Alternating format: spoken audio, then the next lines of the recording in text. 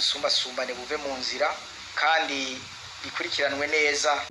Nuko nubwo yogira amakosa, nubwo yogira ibikubabaza, usanga urukundo rugaragaza kugira intambara muri wewe rukanesha bya bintu byose byotuma umwanka ukaguma umukunda kandi ari manya. Reka nsubire ndaguhe kaze nshuti munywanyi wacu kuri wumviriza ibiganiro n'amakuru dutambutsa kuri imbonesha kure yacu ari nayo yanyu ya Burundi News TV. Aka kanya tukaba tugarutse ngo tugushitse amakuru akomeye cyane ahejeje kudushikiranga mu gihugu cacu c'u Burundi. N'amakuru avurwa mu bisata bitandukanye vy'igihugu, igisata ca politiki, umutekano n'agateka ka muntu. Reka nsubire ndaguhe kaze nshuti munywanyi kuri wumviriza ibiganiro vyacu uherereye irya nino ku migabane y'amakungu ya kure, abatwumviriza muherereye irya nino mu karere k'ibiyaga binini. Reka ndaguhe kaze nshuti munywanyi wacu kuri wumviriza ibiganiro vyacu uherereye nga mu gihugu cacu c'u Burundi mu makomine agiye atandukanye. Turabahaye kaze kuri mwese mwumviriza ibiganiro vyacu muherereye Igitega, Bujumbura, abaherereye Rumonge n'abandi baherereye mu bisata bitandukanye mu ntara, mu makomine atandukanye vy'igihugu c'u Burundi. Turabaye kaze muri aya makuru dutambutsa kuri imbonesha kure yacu ari nayo yanyu ya Burundi News TV. Reka nsubire ndagukengurukire cyane nshuti munywanyi kuri wowe wajeje gucyonda ijambo sabone kuba atarabikora. Aka niko karyo ndagusaba muri musi iyi video urabanditse ijambo sabone ubyonde ko uracurabona ahari akazugero nyene ubyonde ko hama tuje turabana mu makuru n'ibiganiro dutambutsa kuri imbonesha kure yacu ari nayo yanyu ya Burundi News TV. Aka kanya amakuru akomeye cyane ahejeje kudushikira turayafatira ku ngingo nkuru zihejeje kuba zibonekeza mu gihugu c'u Burundi. Amakuru akomeye cyane biravugwa ko Generale Alain Guillaume Bunyoni kuri ubu ngubu ijoro ritari buce nyuma yuko hibonekeje ko harungitswe imbonerakure imuhuragura amahiri mu ibohero rya Gitega. Vyose nk'uko mwavyumvirije kuri iyi mboneshakure yanyu ari nayo yanyu ya Burundi News TV. Amazina y'uwo murungitse nayo turayashira ahagaragara dushigikiye ubutegetsi burya ibiturire, ubutegetsi bukorerwamwo amabi menshi cyane atavugwa kandi vyose biba biriko biragira ingaruka mbi cane ku bene gihugu n'abandi bo mu bisata bitandukanye. Nk'uko umunyagihugu umwe yaturungikiye ubutumwa yavuze ko iyi ngene Alain Guillaume Bunyoni apfunzwemwo ibi vyose ari ibintu bikomeye cane. Ariko nanone amakuru akomeye cane ahejeje kudushikira mwarumvirije ko Generale Alain Guillaume Bunyoni yari yajiye muri Dubai. Ivyo vyose turabigaruka ko muri aya makuru yacu.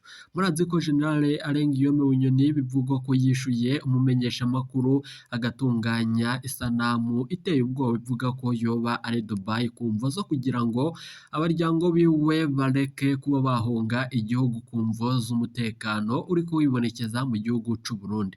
Vyose turagarutse ngo tubibashitse ko tubabwire ukuri kwishe inyuma y'ubutegetsi, ukuri kwishe inyuma y'iwero rya Gitega. Vyose turagaruka kuri aya makuru. Itangazo giturumbuka rishikiye abaryango ba Alain Guillaume Bunyoni ko kuri ubu ngubu yoba agiye gupfa. Biri mu nyuma z'uko umukuru w'igihugu nyenicubahiro Major Evariste Ndayishimiye nawe yoba ari mu mazi abira. General Alain Guillaume Bunyoni wahoze ari umushikiranganje wa mbere nga mu gihugu cacu c'u Burundi biravugwa ko amahiri yoba yibonekeje mu ibohero rya Gitega aho harungitswe imbonerakure iteye ubwoba muri zimwe mwumvirije mu gihugu c'u Burundi ziriko zirakora amabateye ubwoba. Bekavugwa ko nibwo umuntu yoba afise amakosa menshi cane atohondagurwa amahiri nk'uko vyibonekeje mu ibohero rya Gitega. Umwe mu banyororo twagiranye ikiganiro yavuze ibijanye n'uburyo iyo mbonerakure yinjiye aho Alain Guillaume Bunyoni apfungiwe igakora amabi akomeye cane aho amaraso yariko arakoroka muri iryo bohero. General Alain Guillaume Bunyoni ibintu vyoba bihejeje gukomera cane. Zimwe mu mfungwa canke abagororwa bariko bibonekeza muri iryo bohero biravugwa ko vyoba bihejeje gukomera cane.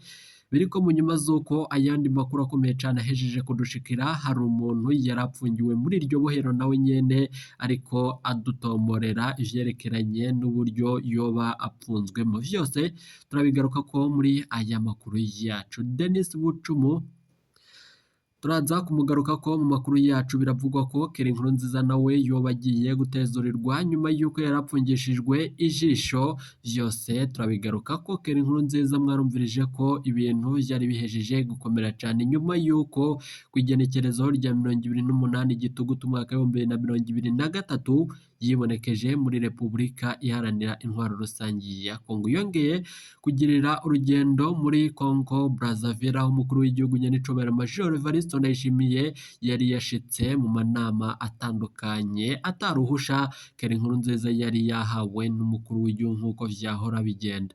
Amakuru ava mu begereye ubutegetsi aravuga ko Keri Nkurunziza arashobora gukugwa aho yarapfungiwe mu ibanga rikomeye cyane kuko mwarumvirije ko bitigeze vyumvikana ku radio na televiziyo vy'igihugu ko umuhungu w'umuhisi Petero Nkurunziza yoba yatawe mu mvuto. Vyose turabigaruka ko mu makuru yacu, ariko bamwe mu begereye ubutegetsi abahinga mu vyerekeranye na politike bariko baratomora ko uyu Keri Nkurunziza narekurwa ari buce atoroka igihugu akabona akaryo ko gutembagaza ubutegetsi nk'uko biriko biravugwa mu gihugu c'u Burundi.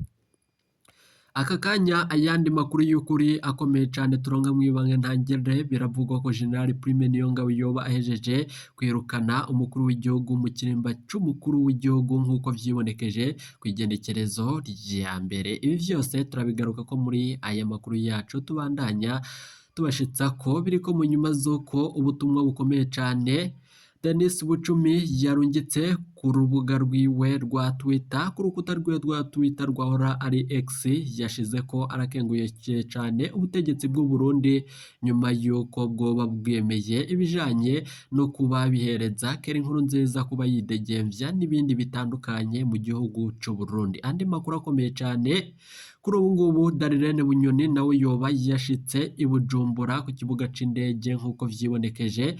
Isanamu rivuga ko uyu mwigeme yoba yaje i Bujumbura akaba yagarutse mu Burundi kumvo zo kuraba neza ibijanye n'uburyo papa wiwe yoba apfungiwe muri iryo bohero, canke niba ibintu vyose biriko biravugwa ku buhinga butandukanye vyoba ari ububeshe. Vyose turaza kubigaruka ko muri aya makuru yacu. Perezida wa Amerika Joe Biden nawe ahejeje gufata ingingo ikomeye cyane kuri leta y'u Burundi nyuma y'uko ibintu bihejeje gukomera cyane muri Repubulika Iharanira Intwaro Rusangi ya Kongo. Umurwi wo kwirwana ko urwana wa M23 watangaje amakuru akomeye cyane ko umukuru w'igihugu c'u Burundi afise uruhara mu bijanye n'ibiriko biraba muri Repubulika Iharanira Intwaro Rusangi ya Kongo. Murazi ko ariko haricwa abo mu bwoko bw'abatutsi bavuga ururimi rw'ikinyarwanda uko tubishikirizwa n'umwe mu bamenyesha amakuru wacu yegereye iyo dosiye. Biravugwa ko umukuru w'igihugu nyenicobera Major Evariste Ndayishimiye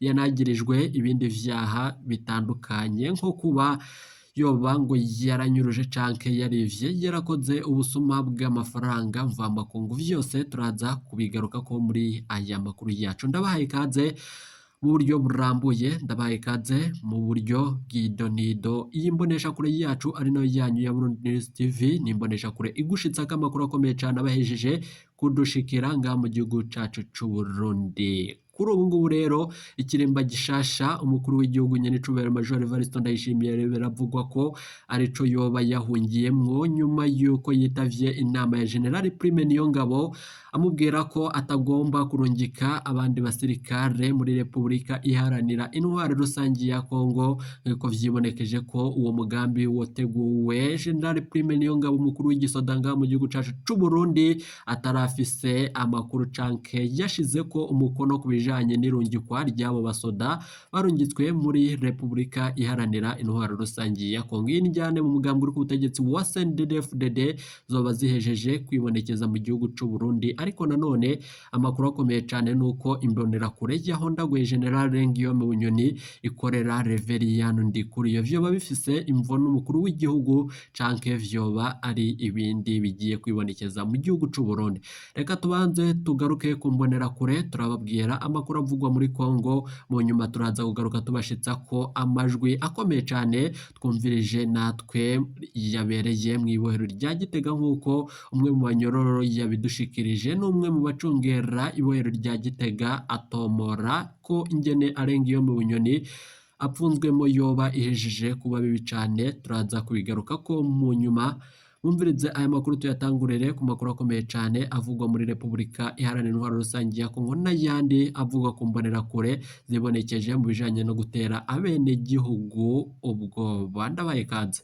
Hari amakuru mwumvirije ku igenekerezo ry'ejo haheze avuga ko hari imbonerakure yapfunzwe yagerezwa kugerageza gutera ubwoba no kugerageza gukora ubwicanyi mu gihugu cy'u Burundi. Claude Niyonsaba, imbonerakure umunywanyi w'umwari w'urwaruka rwa CNDD-FDD, yaragerageje ku mugoroba wa gatandatu uheze kugurura grenade agomba kwica abantu bashika 11 ku Gacimbiri Ruvumvu muri komine n'intara ya Bubanza uburengero bw'u Burundi. Yarahagaritswe apfungiwe mu gashoka komisariya y'igipolisi ca Bubanza. Aka kanya amakuru akomeye cyane ahejeje kudushikira biravugwa ko yarungitswe mu ibohero rya Gitega ari we yoba afise uruhara mu bijanye n'amahiri yakubiswe generale Alengiyome Bunyoni kugeza aho amaraso akoroka. Ivyo vyose turabigaruka ko muri aya makuru yacu. Grenade yarafashwe n'igipolisi. Uwo munywanyi w'umwari w'urwaruka rw'umugambwe uri ku butegetsi yaheruka gutahuka ava muri Repubulika Iharanira Intwaro Rusange ya Kongo, aho yari mu ntambara zo kurwanya abarobere b'abarundi bacumbitse muri iyo ntara ya Sud Kivu mu buseruko bwa Kongo. Amakuru yacu hafi isaha 6 z'ijoro, Claude Niyonzima yarasohotse umunywero aja ku rugo iwe ku mutumba Gitovu. Abamubonye bemeza ko yari yaborewe cyane. Yarahanywe n'urwaruka rwo ku mutumba wiwe baca barashwana batandegera gukora amabara ateye ubwoba.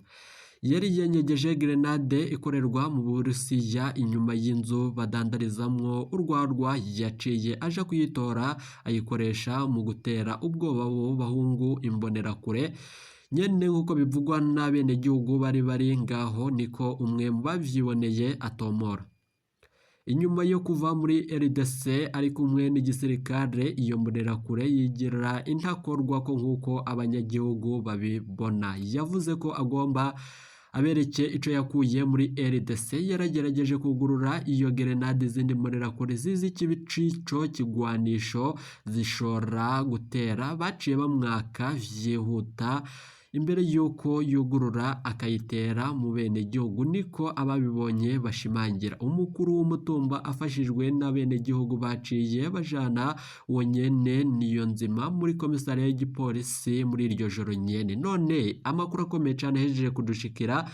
Biravugwa ko iyo mbonerakure Claude ariyo yoba yajanywe mu ibohero rya Gitega. Ni kuyihe dosiye ni kuzihe mvo biriko vyibonekeza mu gihugu c'u Burundi? Nga mu gihugu cacu c'u Burundi turakeneye ubutungane ngo buze burabe neza ibijanye n'uburyo abapfunzwe bariko barabozwa igufwa. Vyose turabigaruka ko muri aya makuru yacu. Umukwabu warakoze bukeye kwa nyene kumuhana umwe n'igipolisi, ariko ntaco towe giteye amakenga. Imbonerakure ziracarungikwa muri Repubulika Iharanira Intwaro Rusange ya Kongo ku mutumba Shari ya mbere Bubanza. Iyindi miyabaga yararungitswe muri Repubulika Iharanira Intwaro Rusange ya Kongo. Biravugwa ko izindi mbonerakure zitari munsi ya 4 ziracari muri ivyo bikorwa, niko umwe mu banyagihugu Ruvumvu amenyesha. Abene gihugu biruvumvu nanone twaravuganye basaba ko izo mbonerakure zitwara nk'abasirikare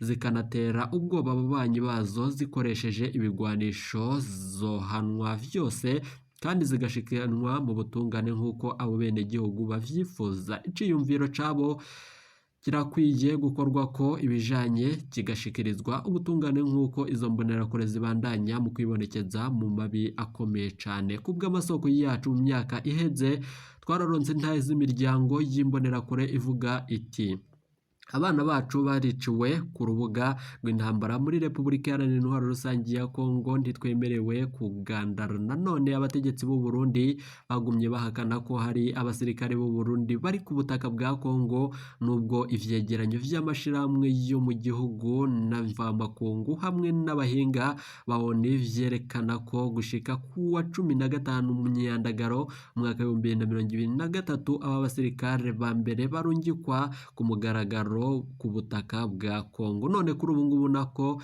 biriko biravugwa ko ari abasirikare, murazi mwese inkuru y'ibijanye n'abasirikare bariko bararungikwa muri Repubulika Iharanira Intwaro Rusangi ya Kongo, ariko babandanya babeshuza ko atambonera kure ziri mu basirikare b'abarundi ku butaka bwa Kongo. Ubuheruka umukuru w'igihugu c'u Burundi Evariste Ndayishimiye yarashimiye imbonera kure ku ntererano yazo mu gucungera imbibe, azishimangira nanone azihamagarira anazitera intege ko zorwiza amarondo y'ijoro. Amakuru akomeye cyane ahejeje kudushikira aka kanya avuye mu bajyango ba Arengiyome Bunyoni. Biravugwa ko uko vyibonekeje ku radio, biravugwa ko umwigeme wa General Arengiyome Bunyoni aka kanya ashitse ku kibuga c'indege i Bujumbura, yoba arekuriwe kureba canke kuraba ise wiwe umuvyara, canke vyoba ari ibintu bikomeye cyane bigiye guteza akababaro mu muryango wa Arengiyome Bunyoni. Abamenyesha amakuru bacu bariko barabandanya mu gukora amatoza, begereye iryo bohero baraza kuturungikira amakuru. Mu nyuma nibwo turi buze kubashikiriza amajwi yafashwe n'umwe mu bacungera ibohero rya Gitega, ariko atashimye ko tuvuga amazina yiwe ku mvo z'umutekano wiwe. Mwarumvirije ibijanye n'isanamu y'igicupuri yakoreshejwe n'abategetsi bakomakomeye, nayo turaza kuyigaruka ko mu makuru yacu. Tubandanya tubashitsa ko kuri imbonesha kure yacu ari nayo yanyu ya Burundi News TV. Ni gute intwaro leta mvyeyi yokoresha amasanamu y'ibicupuri kugira ngo ihumye abene gihugu? Vyose ni ibintu bihejeje kuba mu gihugu c'u Burundi, ariko nanone turaza kubigaruka ko muri aya makuru yacu. Iyi mbonera kure yoba yarungitswe n'umutegetsi akomeye cyane mu gihugu c'u Burundi. Mwarumvirije ko hari generale akomeye cyane yafashe Dieudonne Murengerantwari, akaba ari we yamukuye mu rugi wiwe. Biravuga ko ari we yoba yari yihishe inyuma y'uwo mugambi wo kurungika iyi mbonera kure mw'ibohero, kandi yari ipfunzwe muri komisariya y'igipolisi nk'uko vyashikirijwe n'ubuyobozi bw'aho ngaho nyene. Amakuru akomeye cyane ahejeje kudushikira nuko turiko turabandanya mu gukora amatoza ku vyerekeranye n'umutekano wa Generale Arengiyome Bunyoni, nibijanye nuko Darlene Bunyoni nashika mw'ibohero rya Gitega biriko biragenda, canke yoba atarekuriwe kuba yaraba ise wiwe umuvyara. Turabigaruka ko mu makuru yacu, ndabararikira mu gukurikira ibiganiro bindi dutambutsa kuri imbonesha kure yacu ari nayo yanyu ya Burundi News TV. Aka kanya ku kiremba c'umukuru w'igihugu, abasirikare sinzi boba bahashitse aka kanya nk'uko bivurwa n'umwe mu basirikare baturungikira amakuru, ariko atashimye ko tuvuga amazina yiwe ku mvo z'umutekano wiwe. General Prime Niyongabo yobahejeje kwanka itegeko ryo kurungika abasirikare muri Repubulika Iharanira Intwaro Rusangi ya Kongo, kuko ariko arumviriza ibijanye n'umubabaro abene gihugu bafise ku bijanye n'abana b'u Burundi bariko barapfira muri ico gihugu nyene. Vyose turaza kubigaruka ko. Wowe ico usabwa manuka musi y'iyi video, urabanditse ijambo sabone upyondeko, uraca urabona ari akazogera nyene upyondeko, hama tuje turabana mu makuru n'ibiganiro dutambutsa kuri iyi mbonesha kure yacu ari nayo yanyu ya Burundi News TV. Imvo zotumye Generale Arengiyome Bunyoni ahondagurwa amahiri, vyose turabigaruka ko. Umugambi canke operation yateguwe ku mukuru w'igihugu, navyo muraza kuvyumviriza mu makuru tugiye gutosora tubashitse ko ido nido. Ni Burundi News TV.